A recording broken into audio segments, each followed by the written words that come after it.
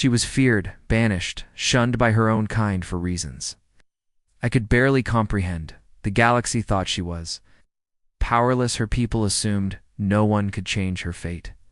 Then I stepped in, not with weapons, not with authority. I claimed her not as a conquest, but as a human act of trust, protection, and recognition. What followed defied the expectations of her species and the galaxy itself. This is a story about how human courage, empathy, and moral strength can rewrite destinies. Even in worlds where alien politics seem unbreakable, when the universe expects fear, a human can show something far more powerful: compassion and resolve. If you enjoy HFY sci-fi stories, alien redemption arcs, and moments where humanity defies cosmic expectations, subscribe to the channel and stay with us. Your support helps bring more unforgettable stories like this to life. The forest had always been her home, but on that night it felt like a stranger. The foxwoman moved slowly between the trees, her steps uneven, her breath shallow. The wind carried voices behind her, cold, distant, final. They did not call her name. They did not ask her to return. The decision had already been made. She had stood before her own kind only hours earlier, surrounded by elders whose eyes no longer held warmth. They spoke of rules older than memory, rules written in fear rather than truth. They said she was different, that her heart leaned too close to humans, that her curiosity made her dangerous. She tried to explain that she meant no harm, that she only wanted to understand the world beyond their hidden lands. But explanations meant nothing when fear had already chosen its side. When the final words were spoken, silence followed. No cries, no mercy. Just a single command: leave and never return. So she left. Now, with night pressing down on her shoulders, the foxwoman felt the weight of loneliness heavier than any wound.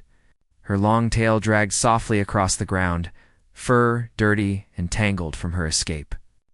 One ear bore a shallow cut, not deep, but painful enough to remind her of what she had lost. She did not look back. Looking back would break what little strength she had left. The deeper she moved into the unknown, the quieter the forest became. This was no longer her land. The trees grew wider apart, the paths less familiar.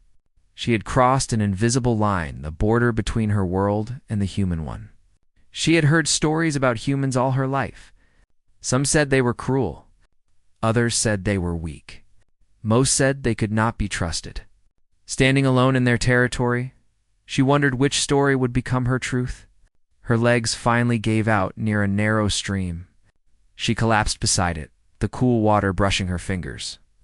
Hunger twisted inside her, sharp and unforgiving. She had eaten nothing since morning, and fear had burned through what little energy she had left. For the first time since her exile, tears slipped down her cheeks. She did not cry loudly. She cried the way someone does when they believe no one will ever hear them again. Not far away, a human man walked along the same forest edge, carrying a small bag over his shoulder. He lived alone in a modest cabin beyond the town, close enough to people to trade, far enough to avoid their questions. He preferred quiet. The world had taught him early that loud places often came with loud disappointments. That evening he had gone out to check his traps and clear his thoughts. Work helped him forget the past, the broken plans, relationships that never lasted, the feeling that he never fully belonged anywhere. He was not unhappy, but he was not whole either. As he approached the stream, he noticed something unusual. The forest was too still. Animals usually scattered when humans came near, but the silence felt different, tense, like the air before a storm. Then he heard it.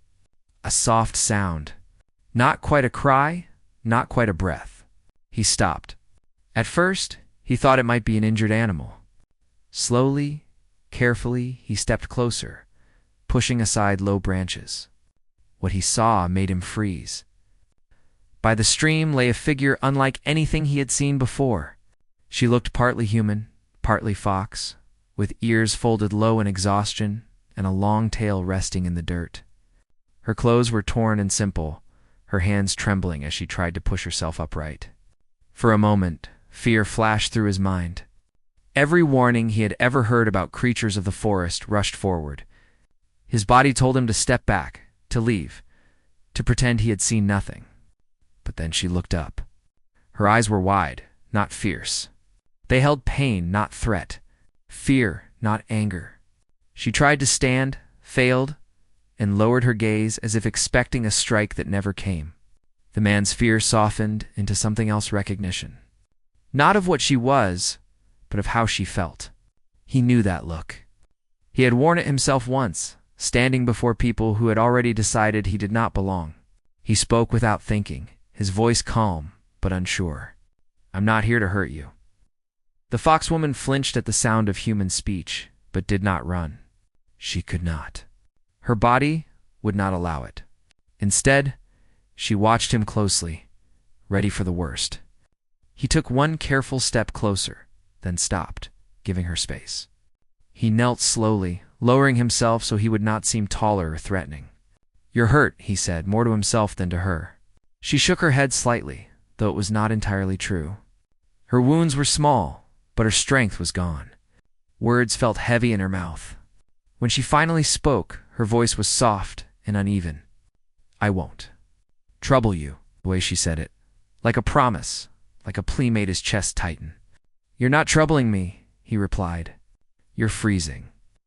He took off his jacket and placed it gently on the ground between them, then slid it closer without touching her. She hesitated, eyes flicking between the jacket and his face. After a long pause, she reached out and pulled it around her shoulders. Warmth spread through her, and with it came relief she could not hide. Her ears lifted just a little. The man noticed and almost smiled, but he held it back. "I live nearby," he said. "You can rest there. Just for the night. If you want." She searched his face for lies and found none, only caution mixed with concern. She nodded once weakly. With his help not carrying her, not forcing her, she stood and leaned on a fallen branch as a walking stick. Together, they moved slowly through the trees, two strangers bound by chance. As they walked, she wondered if this human would reject her the way her own kind had. As he walked, he wondered why protecting her felt like the most natural choice he had made in years. Neither of them knew it yet, but that moment by the stream was not an ending. It was the beginning of a story neither world had planned, but both would remember. The cabin stood quietly at the edge of the forest, small and worn, but strong enough to face the wind and rain. A thin line of smoke rose from its chimney, showing that someone still cared for it. When the foxwoman saw it, her steps slowed. Human homes were something she had only seen from a distance. Crossing this line felt heavier than crossing the forest border. The man noticed her hesitation and slowed down too. "You can stop if you want," he said gently. "I won't force you." She shook her head. I have nowhere else." Those words stayed with him as he opened the wooden door and stepped aside, letting her enter first. The inside was warm and simple. A table, 2 chairs, a shelf with old books, and a small fire burning low. It smelled like wood and earth, not like danger. She stood near the door, unsure where to place herself, her tail curled close as if trying to disappear. The man placed his bag down and added a piece of wood to the fire. The crackling sound filled the silence, easing it just a little. "You can sit," he said, pointing to a chair near the fire. "Or wherever you feel safe." She chose the floor, sitting with her back against the wall. It felt more natural. The man did not comment. Instead, he brought a bowl of water and placed it a short distance away, then stepped back. She watched every movement closely. When he turned away to prepare some food, her shoulders relaxed just a bit. Trust did not come easily, but neither did fear feel as sharp as before. He returned with a simple meal bread and warm soup. He set it down and moved away again. "Eat slowly," he said. "You look like you haven't eaten all day." Her hands trembled as she lifted the bowl. The warmth made her eyes sting. She ate carefully, as if afraid it might vanish if she rushed. The man sat across the room, pretending to read, though his eyes often lifted to make sure she was still there. Minutes passed in silence. Not an uncomfortable one, but a careful one. The kind where both sides are learning how to exist near each other. After a while, she spoke. "You're not afraid?" He looked up. "I was," he admitted, At first, why aren't you now? She asked. He thought for a moment. Because fear changes when you understand it, and because you look more lost than dangerous. She lowered her gaze, her fingers tightening around the bowl. My kind thought the same about humans, she said softly. That you were dangerous because you were different. And now? He asked. Now I don't know, she replied honestly. That answer made him smile, just a little. As the night deepened, the wind outside grew stronger. The foxwoman's body finally began to relax, exhaustion pulling her down. She struggled to stay awake, afraid that sleeping would leave her helpless. The man noticed. You can rest, he said. I'll stay awake. She studied him again, searching for signs of false kindness. Finding none, she nodded. He brought a blanket and placed it near her without touching her, then sat back down by the fire. Sleep came slowly, but when it did, it was deep. She dreamed of running through the forest as she once had, free and unafraid. But the dream twisted, turning into the circle of elders, their faces cold, their words sharp. She woke suddenly, breath fast, ears flat. The man was there instantly, not touching her, just present. You're safe, he said quietly. Her voice shook. I was sent away. I know, he replied. You don't have to explain if you don't want to. Oh. But she did want to. In broken pieces, she told him her story. How she was born different, curious about the world beyond her people's hidden paths. How she watched humans from afar, learning their habits, their kindness, their flaws. How curiosity turned into blame when something went wrong among her kind, and how she became an easy answer to a hard problem. They said I would bring ruin, she whispered. So they removed me. The man listened without interrupting. When she finished, he spoke slowly. Being different doesn't make you wrong. It just makes you visible. She looked at him, surprised by the words. No one had ever said that to her before. Days passed. She stayed in the cabin, resting and slowly healing. Each morning, she expected him to tell her to leave. Each morning, he did not. Instead, he showed her small kindnesses: fresh water, warm food, quiet space. She helped where she could, cleaning, mending small things with careful hands. The routine gave her purpose, something she had lost when she was banished. But outside the cabin, the world did not stay quiet. The nearby town noticed strange signs in the forest, tracks that didn't match any known animal. Whispers spread as they always did. Fear grew faster than truth. The man heard rumors when he went to trade for supplies. People spoke of a creature near the woods. Some wanted it chased away. Others wanted proof. He returned home with a heavy heart. They're talking, he told her that evening. About you. Her ears drooped. I knew it wouldn't last. It doesn't mean you have to go, he said firmly. Not unless you choose to. But I don't want to bring trouble to you, she replied. You didn't, he said. People always fear what they don't understand. That's not your fault. She looked at him then, truly looked at him, and felt something shift inside her. This human was not protecting her out of fear or duty. He was choosing to. That night, as the fire burned low, she made a quiet promise to herself. She would not run anymore. Not unless she had to. Outside, the forest watched silently. And somewhere beyond the trees, eyes were beginning to search. The shelter between two worlds was holding for now. The forest no longer felt quiet. Even when the wind was calm, there was a sense of movement between the trees, as if something unseen was watching and waiting. The foxwoman felt it first. Her ears twitched at sounds the human could not hear, her body stiffening at shadows that seemed to still. She did not speak of it at first. The man noticed small changes. She stayed closer to the cabin. She paused before stepping outside. At night, she sat near the door, listening instead of resting. The peace they had built felt thin, like ice before it breaks. One morning, she finally spoke. They are looking for me. He did not ask who. He already knew. How close? He asked. Too close, she replied. My kind does not forget, and they do not forgive easily. The man felt a slow weight settle in his chest. He had known this moment would come. Still, knowing did not make it easier. What happens if they find you? She hesitated. They will take me away, or make sure I never cause trouble again. He understood what she meant without her needing to explain. His jaw tightened, but his voice stayed calm. And what do you want? She looked at him, eyes steady, despite the fear behind them. I want to stay alive. And I don't want to run anymore. Those words mattered more than she knew. That afternoon, the forest confirmed her warning. The man saw signs while checking the landmarks on trees that did not belong to animals. Paths pressed into the earth with careful steps. Whoever was moving through the woods knew how to hide, but not from someone who lived there.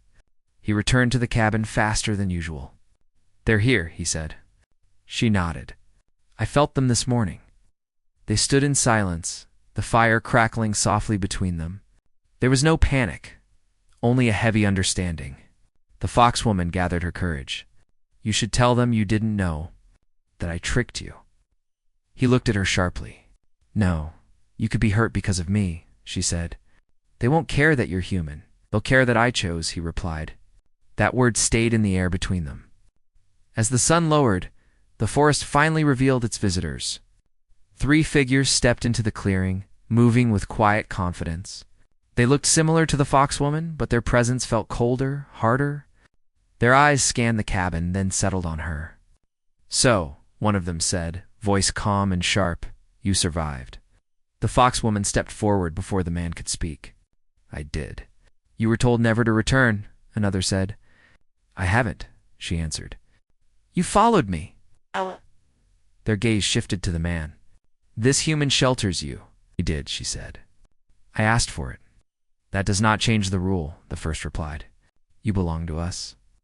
The man stepped forward then, placing himself beside her, not in front of her, but close enough to show he was not backing away. She belongs to herself. The foxfolk turned to him slowly, surprised not by his words but by his calm. You speak without understanding, one warned. This matter does not concern you. It does now, he said. You crossed onto my land. Quiet tension filled the clearing. The foxwoman's heart raced. She had expected fear, anger, maybe shouting.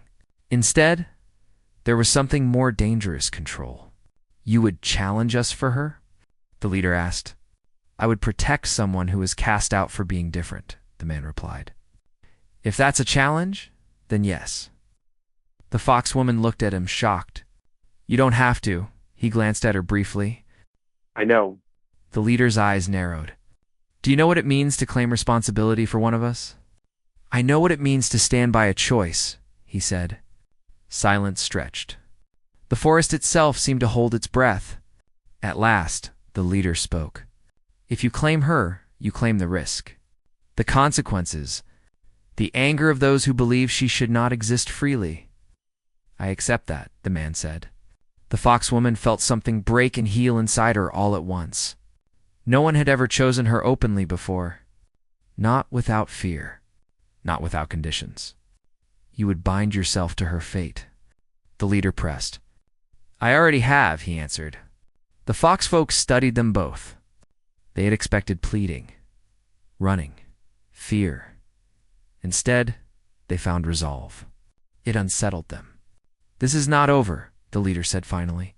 The world will notice, and worlds do not like change. Neither do people, the man replied. Yet it happens anyway. With that, the foxfolk stepped back, retreating into the trees as quietly as they had arrived. No threats, no mercy. Just a warning left hanging in the air. When they were gone, the foxwoman's legs gave out.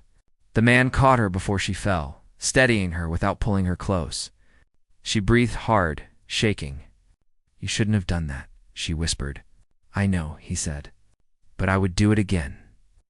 She looked up at him, eyes shining with emotion she did not try to hide. They will come again. Then we'll face that when it happens, he replied. That night, sleep did not come easily. The cabin felt smaller, the world outside larger and more dangerous. Yet something had changed. The fear was no longer hers alone. In the days that followed, word spread faster than either of them wanted. The town heard of strange visitors in the forest. Some claimed the man had invited trouble. Others warned him to send the foxwoman away before worse followed. He listened without arguing. When he returned home, he told her everything. "People are afraid," he said. "Some might come looking." Oh, she nodded. "I understand." "No," he said gently. "You deserve to know where you stand." She met his gaze. "Where do I stand?" "With me," he said. "As long as you choose to." She did not answer right away. Instead, she stepped outside, looking at the trees, the sky, the narrow space she now called home.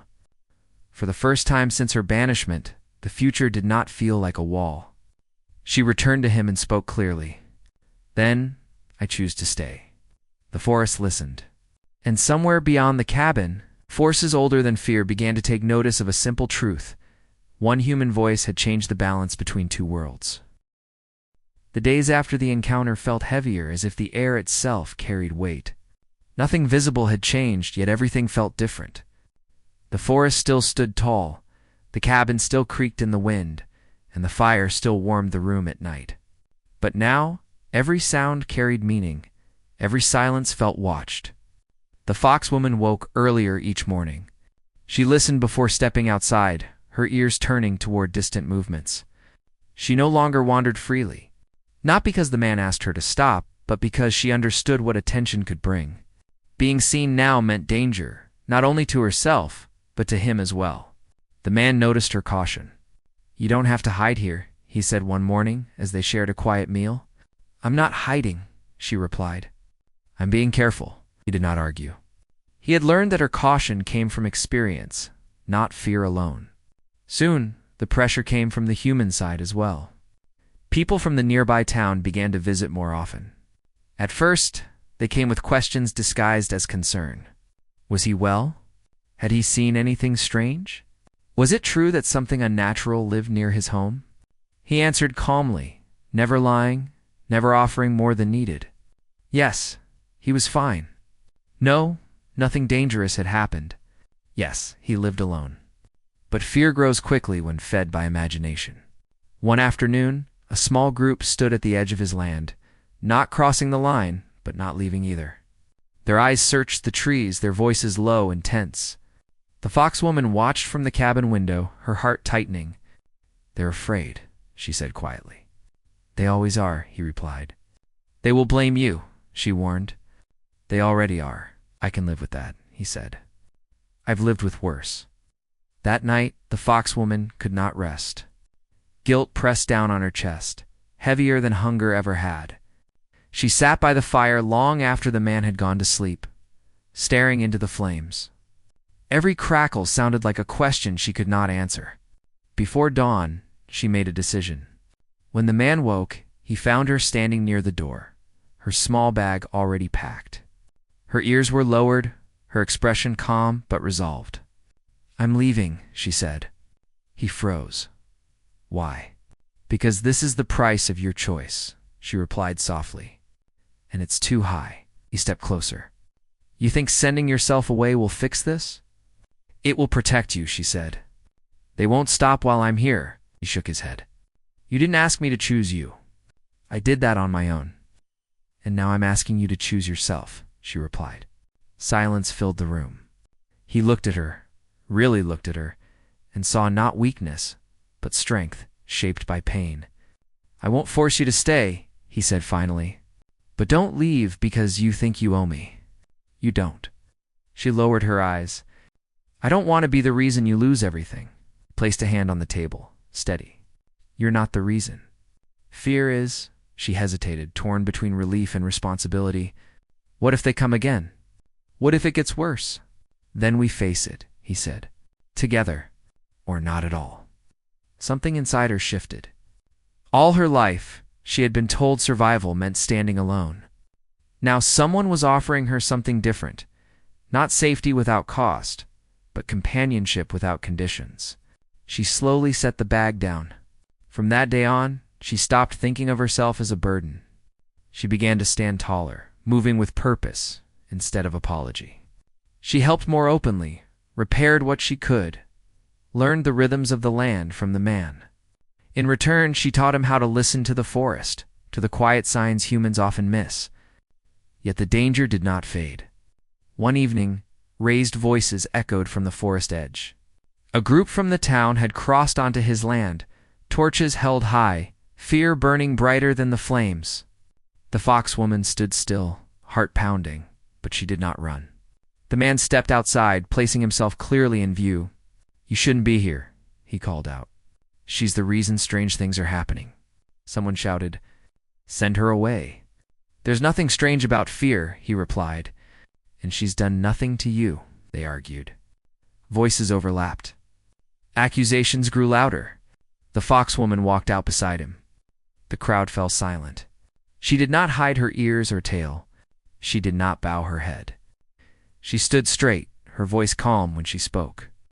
"I was cast out because my kind feared change," she said. "I will not be punished again because humans fear it too." Some looked away. Others tightened their grip on their torches. "She doesn't belong here," someone muttered. The man answered before she could. "She belongs where she chooses to stand." That was the moment the foxwoman truly understood what his claim meant. It was not ownership. It was acknowledgement. The crowd did not attack. Fear held them back, but so did doubt. They left eventually, not satisfied, not convinced, but uncertain. That uncertainty was dangerous.